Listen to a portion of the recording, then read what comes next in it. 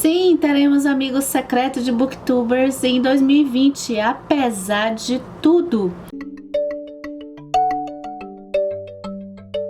E o bacana é que confesso que nós somos um grupo criativo, porque esse ano a gente vai, para apresentar o amigo secreto, a gente vai fazer uma tag e a gente vai indicar, deixa eu ver, peraí, 16 livros e mais uma outra perguntinha que vocês vão conferir. Cada canal fez uma proposição, as proposições eu vou dizer em ordem alfabética e vocês vão aproveitando para conhecer os canais que estão participando na edição 2020 do Amigo Secreto de Booktubers. Então bora começar. A Bárbara do canal B de Barbárie pediu pra gente indicar um livro protagonizado por uma mulher e eu vou indicar a mulher que escreveu a Bíblia do Moacir Clear. É um dos top 3 das minhas leituras do ano de 2019, do ano passado. Eu sou apaixonada por essa história, pela razão principal de eu ter encontrado uma história tão divertida, bem humorada, com uma trajetória na vida de uma mulher que viveu lá no tempo do rei Salomão, do Antigo Testamento. E a gente vai acompanhar um pouco o título, né? Como é que chegou ela a ser essa mulher que escreveu a Bíblia. As mulheres não aprendiam a ler nem a escrever. E a trajetória de vida contada por ela mesma, só que nos dias de hoje, e aí vai ler para você entender, a trajetória dela é engraçada por isso, porque ela conta nos dias de hoje como foi a trajetória da vida dela lá atrás. E ser mulher nessa época não era fácil, e ainda mais se você fosse uma mulher feia, que é o caso dela. Ela era muito feia. A Ana Lu pediu pra gente indicar um livro que fala muito, um calhamaço. E só para não ser repetitiva, porque eu sempre acabo indicando Crime e Castigo, David Copperfield, It, vou mudar. Eu quero indicar o Queda de Gigantes do Ken Follett, que é uma ficção histórica que eu sou apaixonada. Ele vai trazer personagens assim que a gente se apega rapidinho e vai ficar com um pano de fundo histórico que não é nem tão pano de fundo, sabe? Ele quer contar a história da Primeira Guerra Mundial. E aí ele escolhe esses personagens fictícios e mistura esses personagens fictícios com personagens reais. Queda de Gigantes é o primeiro livro de uma trilogia chamada Trilogia do Século, e o Ken Follett é o mesmo escritor dos Pilares da Terra. A Amanda pediu pra gente indicar um livro de não ficção que a gente se apaixonou e que se tornou um favorito. E sempre que eu leio ela, eu fico assim encantada, que é a Bell Hooks. Esse ano eu li o Eu Não Sou Uma Mulher. Eu pude ler esse livro lá na Pretatona, uma maratona que me trouxe leituras tão profundas sobre a temática do racismo que eu gosto tanto. Aqui a gente vai acompanhar mais a questão da mulher, como é que se deu a escravização da mulher, a questão... Uma coisa interessante nesse livro foi que ela coloca toda essa questão do matriarcado, até que a Angela Davis pontua nos livros dela, e que a Bell Hooks coloca uma outra proposição que a gente pensa que tem uma certa coisa boa no matriarcado e que aconteceu, mas não foi muito assim. Eu até foi muito plausível o que ela coloca. Ela fala também das imagens de controle, que tem um outro livro que eu li, mas aí a gente conversa em outro vídeo. Então ela coloca vários assuntos que eu já tinha lido em outros livros, mas o que eu gosto da Bell Hooks é como ela escreve bem. Eu acho que por conta dela estar mais dentro da academia, e eu não sei se por eu ser muito assim, mais assim da racionalidade, talvez, eu gosto muito das fundamentações nos livros de não ficção, e Bell Hooks traz isso de um jeito primoroso num texto muito bem escrito. Tem que falar então da tradutora, que eu não sei se é homem ou mulher, Buvi Libanil. O Will do canal Transgressão Literária pediu pra gente indicar um livro que seja de ficção histórica que se passe na América Latina. E realmente, escritores latinos, tem 2 pontos aqui dessa tag que eu percebo que eu tenho um pouco de carência de leituras, e até de leituras que eu pudesse indicar, assim. Eu leio bastante brasileiros, né, e brasileiras, mas a América Latina fica um pouco a desejar. Eu acabei escolhendo O Tempo e o Vento, porque acho que vou dar uma roubada. Não é uma roubada, porque o Brasil tá na América Latina, mas é um dos livros de pano de fundo histórico que se passa mais próximo, assim, que eu acho de melhor indicação para fazer aqui no canal. Os personagens do Érico Veríssimo, a forma que ele faz a gente ver a questão política, a questão até da colonização, a briga que se tinha entre espanhóis, portugueses e as questões políticas da história, que eu gosto do Tempo e o Vento, né? Eu só li O Continente até agora. E esse é o volume 2 que eu li esse ano. O que eu gosto do Tempo e o Vento é que os dramas das famílias, que aqui ele coloca a família Terra Cambará, mas as famílias também de entorno nessa região, os dramas e problemas dessas pessoas, ainda que tenha o pano de fundo histórico e os acontecimentos históricos que a gente estudou na escola sob o ponto de vista macro, a gente vê como é que interfere na vida, interfere não interferindo e interferindo ao mesmo tempo. Aí só para assistir os vídeos que eu falei sobre o continente para poder elaborar melhor. A Ângela do canal Ao Sol no Quintal, e que tem também um canal sobre psicologia excelente que eu recomendo, que é o Sobreviver, ela pediu pra gente indicar um livro sobre psicologia. Outra falha da produtora, roteirista, editora e diretora do canal Comparando Livros, que sou eu, porque quando eu fui ver os livros da psicologia, sobre psicologia, que eu já li, que eu gosto pra indicar, eu só peguei livros de psicanálise. E puxa, né, tô precisando ler mais sobre psicologia. E inclusive a Ângela tem recentemente que eu descobri, assim, tem um ano mais ou menos que eu descobri a diferença de psicologia para psicanálise. Sabia que era diferente, mas nem compreendia muito a diferença. A Ângela tem um vídeo muito bom explicando isso. Na literatura, eu só lendo, assim, no livro que eu vou saber, assim, a diferença. Às vezes eu não consigo ainda identificar muito. Um livro que eu sou apaixonada é psicanálise, mas eu sou apaixonada, então tem uma certa relação, é o Fadas do Divã, da Diana Corso e do Mário Corso, que traz uma interpretação dos contos de fadas mais conhecidos, né? Gente, eu leio esse livro, leio, releio, volto, vou, abro, é um livro que sempre eu tô voltando para ele, são várias releituras. Eu nunca cheguei a ler esse livro assim de uma vez só, eu sempre vou nos capítulos. Eu adoro esse tema. A Nath do canal Redemoinhando pediu pra gente indicar um livro que tivesse um pano de fundo histórico-filosófico. O Queda de Gigantes, que eu recomendei, é uma ótima pedida. Eu trouxe que eu terminei recentemente e eu gostei bastante, que é A Moça com Brinco de Pérola, da Tracy Chevalier. Ela cria uma ficção baseada num pedaço da vida do pintor famoso Johannes Vermeer. E ele, na época que ele era pintor, ele não tinha assim um reconhecimento. E ela pega esse quadro, A Moça com Brinco de Pérola, é um quadro muito famoso do pintor. Aliás, os quadros dele são lindos.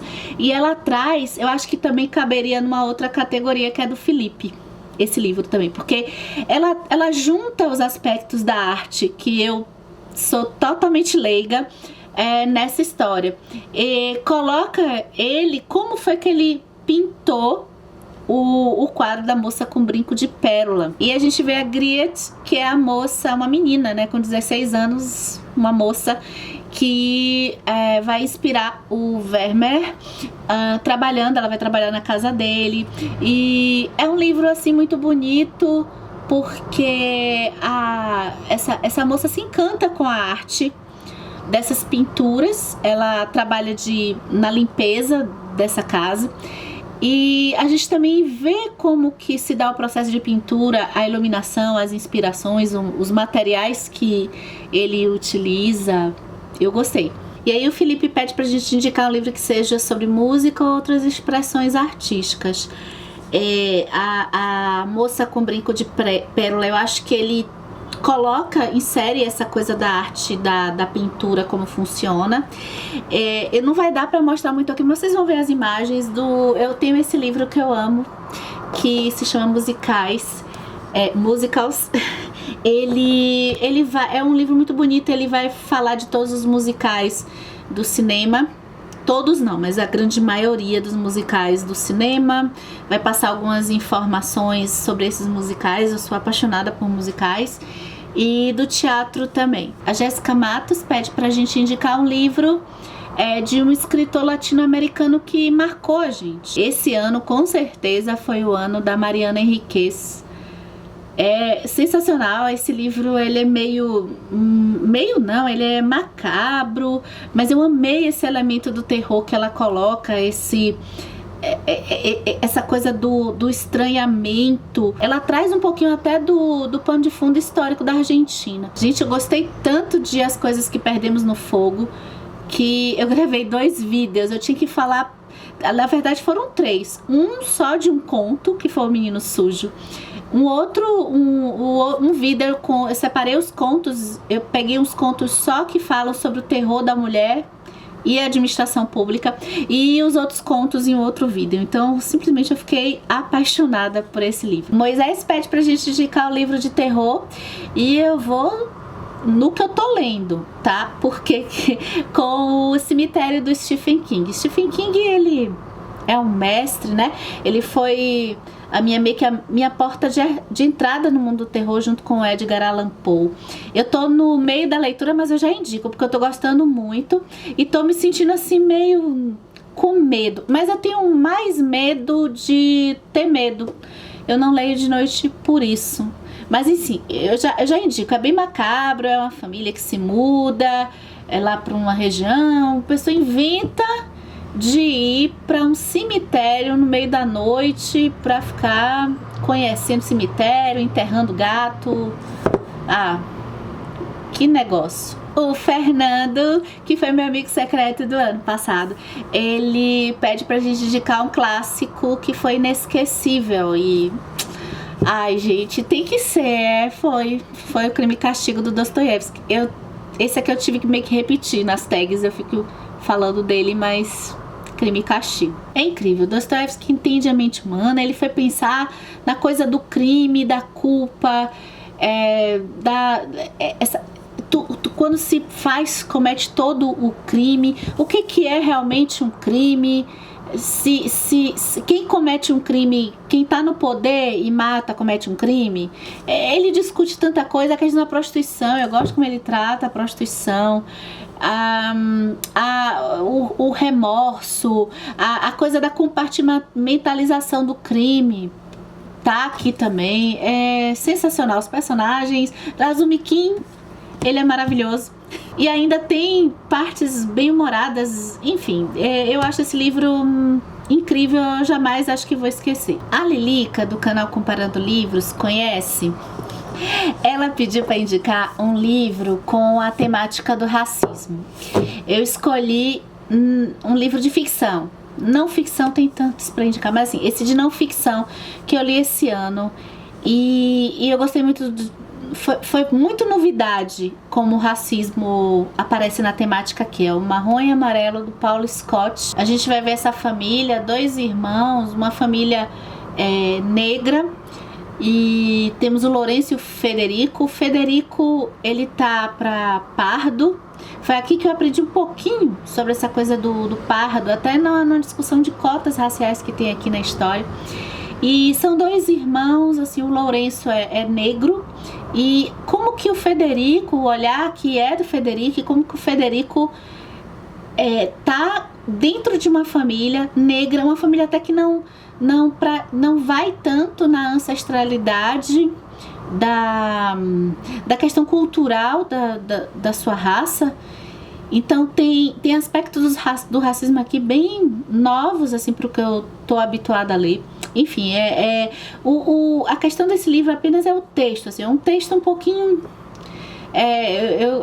eu gostaria até que ele fosse mais acessível, mas é um livro que traz uma urgência, sabe, de voz. Eu acho que é por isso que o texto é todo assim, sem as pontuações um pouco...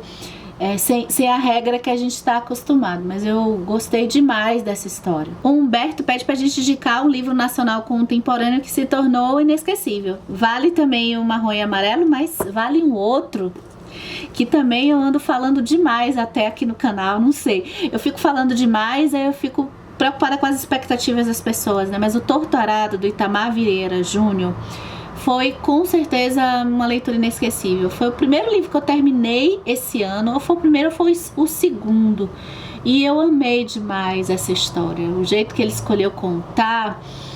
A própria história de pessoas numa terra quilombola se passa no interior da Bahia. O Darwin do canal Seleção Literária pede pra gente contar como a gente organiza a estante. E agora chegou um momento meio vergonha, talvez, porque a minha estante, ela não é organizada assim de um jeito bonitinho, assim, de um jeito que normalmente as pessoas organizam por autor, por gênero. Eu acabo tendo duas premissas, assim, o gênero, mas é o gênero da minha cabeça, não é o gênero oficial, é o que eu acho que tá no mesmo conjunto, assim, de leituras. Então, a literatura negra, por exemplo, ela tem um espaço, a ficção histórica tem um espaço, mas assim, muitos gêneros eles podem estar divididos. Então eu posso ter ficção científica num espaço e em um outro espaço também, porque às vezes eu tenho que organizar pensando no tamanho do livro também. Então um livro grande, às vezes eu preciso organizar os livros grandes em um espaço específico, então vai misturar gêneros ali. O Hilário, ele pede pra gente indicar um livro que tenha bafões familiares.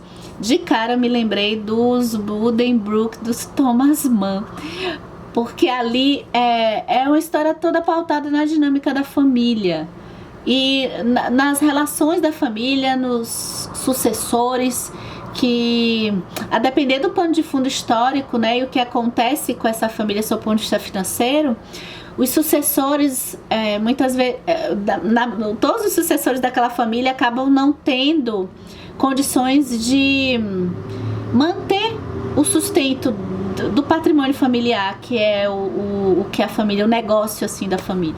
E aí a família vai entrando em decadência e tem muitos conflitos, tem máscaras sociais na família. Uma história bacana. A Camila do canal Viajando pede pra gente indicar um livro que retrate uma cultura diferente da nossa.